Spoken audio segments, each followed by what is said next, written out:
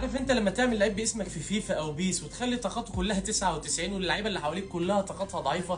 ده بالظبط اللي حصل في 2018 لما اداره بيراميدز تعاقدت مع الجناح البرازيلي ماركوس كينو. بيراميدز لما تعاقد مع كينو ما كانش اي حد فينا عنده معلومه مين ده، ما كانش حد يعرف عنه اي حاجه، وكنا بنقول اكيد هيبقى برازيلي كسر شبه اللي قبليه، لحد ما اتفرجنا عليه وشفناه بعينينا وبقينا نسال بعض احنا مش فاهمين هو ينفع حد يعمل كده؟ ينفع لعيب في الدوري المصري يبقى بالامكانيات دي عادي كده؟ كينو كان مخلي شكل لعيبه الدوري بتاعنا وحش قوي يا جماعه، مستواه كان بعيد قوي عن اقرب حد بينافسه، رغم ان كينو في عرف البرازيليين يصنف فرز رابع مثلا، الا انه كان مخلي شكل لعيبه الدوري المصري بتاعنا يضحك. سرعه ايه، قوه ايه، مهاره ايه، واحد على واحد مرعب، ما حدش بيعرف يقطع منه الكره. ويا سلام بقى لو الغزاله رايقه وقرر يقطم لجوه ويلعب واحده ار 2 في البعيده اللي هي بتروح بليسنج في البعيده دي، حارس المرمى كان بيبقى واقف في نفس الزاويه، وانا وانت والمدافع والجون والناس اللي قاعده تتفرج كلها عارفه انه هيلعبها هنا وبيلعبها هنا وبتخش جول برضه. ولو احنا هنتكلم بقى عن اللعيبه او الصفقات اللي جت الدوري المصري غلط، فطبعا بكل تاكيد كينو واحد منهم. ولو انت متابع بقى عايزك تقول لي في الكومنتات كينو بيلعب فين دلوقتي.